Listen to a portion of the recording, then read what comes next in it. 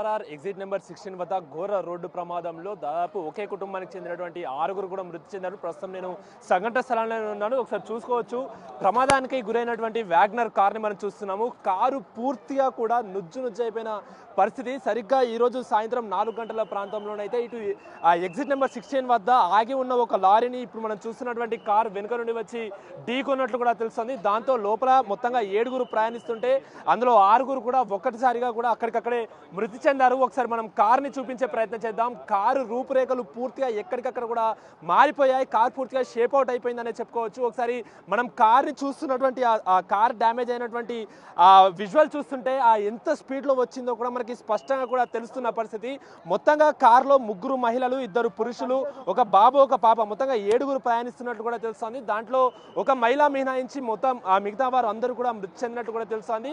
తీవ్రంగా గాయపడినటువంటి మహిళను అయితే స్థానికంగా ఉన్నటువంటి ఆసుపత్రికి అయితే ఒకసారి తరలించారు. ఒకసారి మనం కారు చూసుకుంటే ఇటు ఎయిర్ బ్యాగ్స్ ఓపెన్ అయినప్పటికీ కూడా ఎలాంటి ఉపయోగం లేని పరిస్థితి అయితే మనకి స్పష్టంగా కనిపిస్తుంది. కారు పూర్తిగా కూడా మొదటి భాగం నుండి చివరి భాగం వరకు ఎక్కడికక్కడ కూడా పూర్తిగా కూడా డ్యామేజ్ అయిపోయిన పరిస్థితి కనిపిస్తుంది. మనం చూస్తున్నాం కదా, TS23F2298కి కారుకు సంబంధించినటువంటి కారు. ఈ కారుపై గతంలో కూడా 2 ఓవర్ స్పీడ్కి సంబంధించినటువంటి చలాన్లు ఉన్న నేపథ్యంలో కారు పూర్తిగా కూడా నుజ్జు అయిపోయిన పరిస్థితి అయితే కనిపిస్తూ ఉంది. అయితే సరిగ్గా సాయంత్రం 4 గంటల ప్రాంతంలో చౌటుప్పల్ నుండి ఒక లారీ ఫుల్ లోడ్ కూడా తీసుకొని వచ్చింది.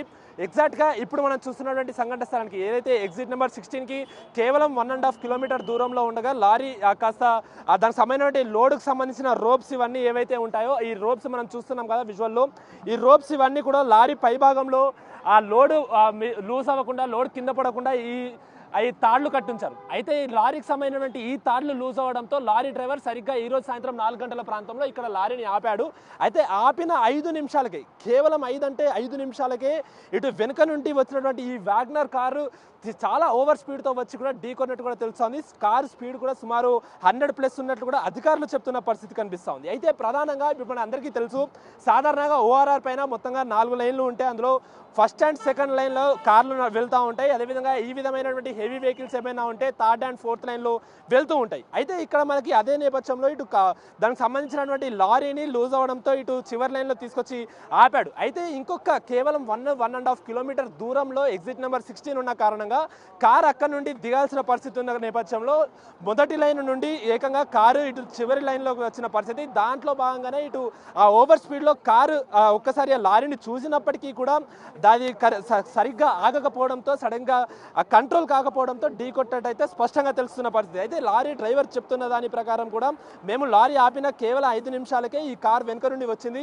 మేము ఆ లారీకి సంబంధించినటువంటి మిర్రర్లో గమనించాము, చూసి తేరుకునే లోపే ఆ వీళ్ళని తొందర కూడా చాలా స్పీడ్గా కూడా వచ్చి ఢీకొన్నట్టు కూడా డ్రైవర్ చెప్తున్న పరిస్థితి. అయితే జరిగినటువంటి ఘోర రోడ్డు ప్రమాదంలో ఇటు 2 చిన్నారులతో సహా ఒకే కుటుంబానికి చెందినటువంటి మిగతా నలుగురు, మొత్తంగా 6 కూడా మృతి చెందిన పరిస్థితి. ఒకసారి కారు రూపురేఖలు చూస్తున్నాము, ఎక్కడికక్కడ కూడా నుజ్జు అయిపోయిన పరిస్థితి. ముందట ఇంజన్ భాగమే కానీ, అటు డ్రైవర్ కూర్చున్న భాగం కానీ అదంతా కూడా ఇప్పటికే నుజ్జు అయిపోయిన పరిస్థితి కనిపిస్తూ ఉంది. ఒకసారి మనము వెనుక ఉన్నటువంటి సీట్లను కూడా గమనిస్తే, వెనుక ఉన్న సీట్లు కూడా వాటి షేప్ని పూర్తిగా కూడా కోల్పోయాయి అని అంటే ఆ లారీ లారీ ఆగి ఉంటే కారు ఎంత స్పీడ్లో వెనుక నుండి వచ్చి గుద్దిందో మనకు స్పష్టంగా తెలుస్తుంది. సాధారణంగా ఇలాంటి యాక్సిడెంట్లు జరిగినప్పుడు కేవలం కారు ముందు భాగం మన అందరికీ కూడా డ్యామేజ్ అయినట్లు కూడా తెలుస్తుంది. సాధారణంగా ఎక్కువగా ముందు కూర్చున్నటువంటి డ్రైవరే కానీ, లేకుంటే ముందు కూర్చున్న పర్సన్స్ చనిపోతూ ఉంటారు. కాకపోతే వెనుక కూర్చున్నటువంటి ఫ్యామిలీ మెంబర్స్ కూడా చనిపోయారు అని అంటే ఏ లెవెల్లో కారు ఓవర్ స్పీడ్లో ఉందో కూడా స్పష్టంగా తెలుస్తుంది. చూస్తున్నాం కదా, ఇప్పటికే లారీని ఈ స్థలం నుంచి క్లియర్ చేసినటువంటి అధికారులు కార్ని కూడా ప్రస్తుతానికి అయితే క్లియర్ చేస్తున్నారు. సో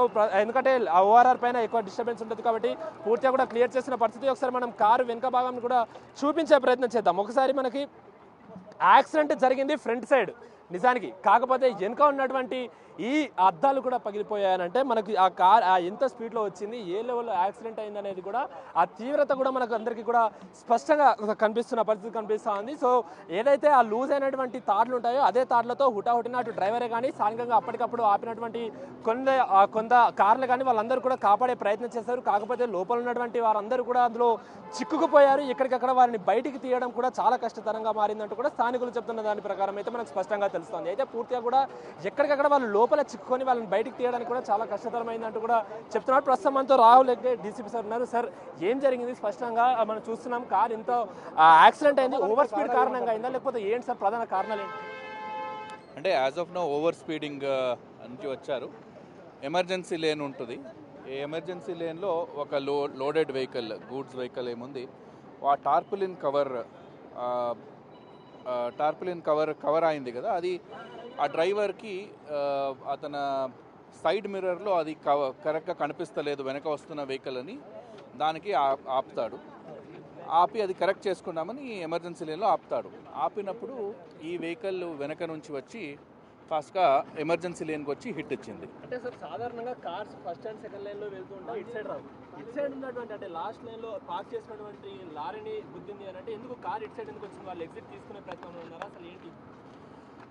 అది అంటే ఇప్పుడు కార్లో ఉన్నవాళ్ళు ఎవరు లేరు కాబట్టి మనము ఎందుకు అట్లా ఓవరాల్ టోటల్ లెఫ్ట్ తీసుకోవాల్సింది వచ్చింది అని మనము ఇన్వెస్టిగేట్ చేయాలి. టోటల్ లెఫ్ట్కి వస్తే యాక్చువల్లీ ఆపుకోవాలి వెహికల్స్. ఇప్పుడు ఎమర్జెన్సీ లేన్లో ఓన్లీ వెహికల్స్ ఆపడానికి కోసం ఒక లేన్ పెట్టుంటారు. టైర్ పంచర్ అయితే, లేదంటే సడన్గా వేరే మెకానికల్ బ్రేక్ డౌన్ అయితే, వేరే ఏమైతే కూడా ఈ ఎమర్జెన్సీ లేన్ పెట్టుంటారు. ఆ ఎమర్జెన్సీ లేన్లో డ్రైవింగ్ చేయడానికి ఉండదు, ఓన్లీ ఆపి ఏమైనా కరెక్షన్స్ చేసుకుంటూ వెళ్ళడానికి ఉంటుంది. అన్ఫార్చునేట్లీ వాళ్ళు అది తెలియకుండానో ఎందుకు వాళ్ళు లెఫ్ట్ మోస్ట్ లేన్లో వచ్చి వెహికల్ హిట్ ఇచ్చారు అని ఇన్వెస్టిగేట్ చేయాలి. లారీ మనకు ఎమర్జెన్సీ లేన్లోనే ఉంది, కరెక్ట్గానే ఉంది. వాళ్ళు ఏం చెప్తున్నారు సార్, లారీ డ్రైవర్ కానీ క్లీనర్ కానీ? మనం ఇంకా అదేం మాట్లాడలేదు సార్. ముఖ్యంగా హైవేలో జరుగుతున్న ఈ ఓఆర్ఆర్లో జరుగుతున్న ప్రమాదాలకు ఇలా నో పార్కింగ్ జోన్లో లారీలను ఆపి ఉండడం వల్లనే ఆగి ఉన్న లారీలను ఢీకొట్టి జరుగుతున్న ప్రమాదాలు ఎక్కువగా ఉన్నాయి. అంటే కరెక్టు, కానీ ఎనీ హైవే ఎనీ పెద్ద రోడ్లో కూడా ఒక ఎమర్జెన్సీ లేన్ అన్నది ఉంటుంది. ఆ ఎమర్జెన్సీ లేన్లో మీ వెహికల్ ఏమోనో బ్రేక్ డౌన్ అయితే, వెహికల్లో ఏమోనో ఇష్యూస్ ఉంటే, మీరు సడన్గా ఏమోనో ఎమర్జెన్సీ ఉంది ఆపాలంటే దానికోసం ఆ లేను పెట్టుంటారు. అట్లనే బేస్ కూడా ఉంటుంది. ఇప్పుడు మీరు ఓవరాల్ చూస్తే కొన్ని దగ్గర బేస్ కూడా ఉన్నాయి, అక్కడ చాలా వెహికల్స్ కూడా పార్క్ చేసుకోవచ్చు.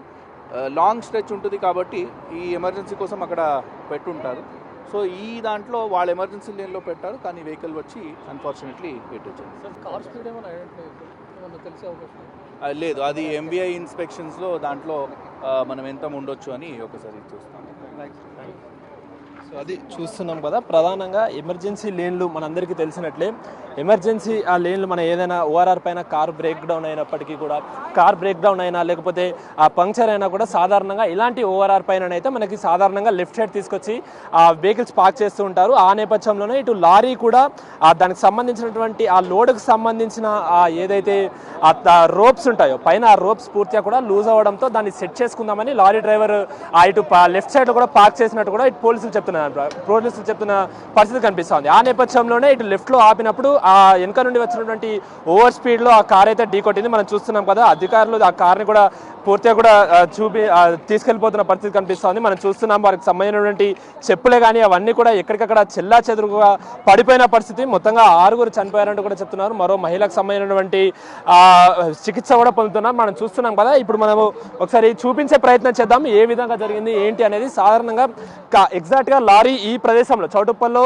పూర్తిగా కూడా ఆ లారీ అక్కడ లోడ్ చేసుకున్న తర్వాత పైన రోప్స్ లూజ్ అయ్యాయి కాబట్టి ఇప్పుడు మనం చూస్తున్నటువంటి ఈ ప్లేస్లో వాళ్ళు దాన్ని పార్క్ చేసి ఉంచారు.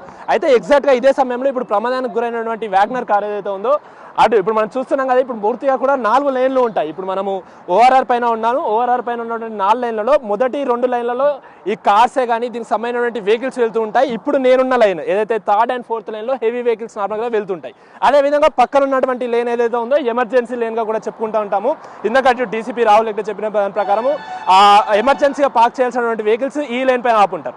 ఈ లైన్ పైన ఆపినటువంటి ఆ లారీని అటు సైడ్ ఏదైతే ఆ కార్స్ వస్తున్నాయో ఆ కార్స్ అవన్నీ కూడా ఇప్పుడు దగ్గరలోనే కేవలం ఇక్కడ నుండి ఆ ఎగ్జిట్ నెంబర్ 16 కేవలం మనకి 1.5 కిలోమీటర్ దూరంలోనే ఉంది. కాబట్టి దీని ప్రకారం మనం చూసుకుంటే ఇటు వ్యాగనర్ కారు ఎగ్జాక్ట్గా కూడా ఈ ఎగ్జిట్ నెంబర్ 16 నుండి దిగిపోదామనే ఒక నేపథ్యంలో ఇటు సైడ్ వచ్చినట్టు కూడా తెలుస్తుంది. అయితే సాధారణంగా మనకి ఇప్పుడు మనం చూస్తున్నటువంటి ఏదైతే ఓఆర్ఆర్ పైన ఉన్నటువంటి ఆగి ఉన్న లారీలు ఏమైతే ఉంటాయో అవన్నీ కూడా వెనుక నుండి ఢీకొట్టాయనంటే అవన్నీ కూడా నైట్ టైమ్స్ ఎక్కువగా చూస్తుంటాం. అయితే డే టైంలో జరిగింది అని అంటే సాధారణంగా డ్రైవర్ ఆ సరైన బండిని కంట్రోల్ చేయలేదు అంటూ కూడా మనకు స్పష్టంగా తెలుస్తున్న మాట. సో మనం చూస్తున్నాం కదా, దానికి సంబంధించినటువంటి ఆ లారీకి గుద్దిన తర్వాత కారు నుజ్జు అయిపోయిన తర్వాత దానికి సంబంధించినటువంటి పార్ట్స్ అవన్నీ కూడా చూస్తున్నాం. ఒకసారి మనం చూసుకుంటే కారు లోపలి పార్ట్ కూడా ఏదైతే కారు లోపల మనకి ఆ గ్లాసెస్కి ఎక్కువ ఎండ తగలొద్దు అన్న దానిపైన పెట్టుకున్నటువంటి ఈ కవర్స్ ఏవైతే ఉంటాయో ఇవి కూడా బయటికి వచ్చి పడిపోయాయంటే ఏ స్థాయిలో ఈ కార్ ప్రమాదం జరిగిందో కూడా మనకు స్పష్టంగా తెలుస్తుంది. సాధారణంగా ఇలాంటి యాక్సిడెంట్స్ అయితే డ్రైవర్కి అంటే డ్రైవర్ మరణించడం లేకుంటే తీవ్ర గాయాలు అవ్వడం చూస్తాం. కేవలం కారు ముందు భాగం మాత్రమే ఆ పూర్తిగా కూడా ఎక్కడికక్కడ డ్యామేజ్ అవుతుంది. కానీ కారు లోపల బ్యాక్ సీట్లో ఉన్నటువంటి కవర్స్ కూడా ఊడి బయటికి వచ్చి పడిపోయాయనంటే కారు ఏ రేంజ్లో స్పీడ్లో ఉందో కూడా చేయొచ్చు. ఇప్పటికే అటు డ్రైవర్ కూడా అదే విషయం చెప్తున్నాడు. ఇటు లారీకి సంబంధించిన డ్రైవర్, మేము ఏదైతే రోప్స్ లూజ్ అవ్వడంతో సైడ్కి ఆపాము, మేము ఆపిన కేవలం 5 నిమిషాల్లోనే ఈ ప్రమాదం జరిగిందంటూ కూడా తాను కూడా చెప్తున్న పరిస్థితి కనిపిస్తుంది. అయితే అప్పటికే ఇటు డ్రైవర్ కూడా ఇటు కార్ని చూస్తున్నాడు. ఆ లెఫ్ట్ సైడ్ ఏదైతే ఆ కార్ ఏదైతే ఉందో దానికి డ్రైవర్కి సంబంధించినటువంటి లారీ డ్రైవర్ ఆ అద్దాలలో కూడా పూర్తిగా కూడా చూస్తున్నారు. ఎస్, మనం చూస్తున్నాం కదా, పూర్తిగా ఎక్కడికక్కడ అధికారులు కూడా కార్ డ్యామేజ్ అయిన తర్వాత ఉన్నటువంటి క్లీన్ని కూడా పూర్తిగా మనం క్లీనింగ్ చూస్తున్నాము. సో దానికి సంబంధించిన పార్ట్సే కానీ లేకపోతే మృతుల చెప్పులే కానీ అవన్నీ కూడా తీసేస్తున్న పరిస్థితి కనిపిస్తుంది. పూర్తిగా ఓఆర్ఆర్ పైన జరిగినటువంటి ప్రమాదాన్ని పూర్తిగా కూడా క్లియర్ చేస్తున్నారు. ఇప్పటికే ఇటు లారీని అటు పోలీస్ స్టేషన్కి తరలించిన పరిస్థితి, ఇక కార్ని కూడా ఇక్కడ నుండి తీసేశారు ఎక్కడికక్కడ. ఇప్పుడు ఎవరైతే ఈ 7గురిలో ఒక మహిళ ప్రాణాలతో బయటపడిందో ఆవిడ కూడా తీవ్ర గాయాలైనట్టు కూడా తెలుస్తుంది. ఆవిడ కూడా చికిత్స పొందినట్టయితే అధికారులు చెప్తున్నారు. మిగతా 6 మృతదేహాలను అయితే అటు ఉస్మానియా ఆసుపత్రికి తరలించే పనిలో అయితే అటు స్పోర్ట్స్ మ్యాన్ నిమిత్తం పోలీసులు ఉన్నారని చెప్పుకోవచ్చు. అయితే ప్రధానంగా ఈ ఫ్యామిలీ పూర్తిగా కూడా మొత్తం ఉదయము అటు యాదగిరిగుట్టలో దర్శనం చేసుకోవడానికి వెళ్ళినట్టు కూడా ఇటు పోలీసులు చెప్తున్న పరిస్థితి కనిపిస్తుంది. ఆ నేపథ్యంలో అటు దర్శనం ముగించుకొని అక్కడ నుండి వస్తున్న సమయంలో ఈ ప్రమాదం జరిగిందంటూ కూడా పోలీసులు చెప్తున్నారు. అసలు మొత్తంగా ఇటు వాళ్ళు ఎక్కడికి వెళ్ళి వస్తున్నారు ఏంటి అనే దానిపైన కూడా పూర్తి వివరాలు తెలియాల్సి ఉంది. ప్రస్తుతానికైతే సరిగ్గా ఇటు 4:05 ప్రాంతంలో అయితే ఈ ప్రమాదం జరిగినట్టు కూడా తెలుస్తుంది. పూర్తిగా కారు నుజ్జు అయిపోయి లోపల ఉన్నటువంటి 6 అయితే విషాదకరంగా ఉంది వాళ్ళ పరిస్థితి. పూర్తిగా 6 కూడా మృతి చెందారు. ఒక్కసారి కూడా ఒకే కుటుంబానికి చెందినటువంటి 6 మృతి చెందడంతో కూడా ఎక్కడికక్కడ కూడా ఆ విషాద ఛాయాలనుకున్నాయని చెప్పుకోవచ్చు. ప్రస్తుతానికైతే అధికారులు ఈ ప్రమాదానికి సంబంధించిన పూర్తి దర్యాప్తు ముమ్మరం చేస్తున్నారు. అసలు కారు ఎంత స్పీడ్లో ఉంది ఏంటి, లేకపోతే ఆ డ్రైవర్ తప్పిదం ఏమైనా ఉందా అనే కోణంలో కూడా పోలీసులు ప్రస్తుతానికైతే దర్యాప్తు ముమ్మరం చేస్తున్న పరిస్థితి. ఇంకా ఈ మొత్తంగా 7గురిలో ఆ ప్రాణాలతో బయటపడినటువంటి మహిళ పరిస్థితి కాస్త విషమంగానే ఉన్నట్టు కూడా తెలుస్తుంది. ఆవిడ కూడా ప్రాథమిక చికిత్స అనంతరం కూడా ఇటు స్థానికంగా ఉన్నటువంటి హాస్పిటల్లో అయితే మెరుగైన వైద్యం అందిస్తున్నట్టయితే పోలీసులు చెప్తున్న పరిస్థితి కనిపిస్తుంది.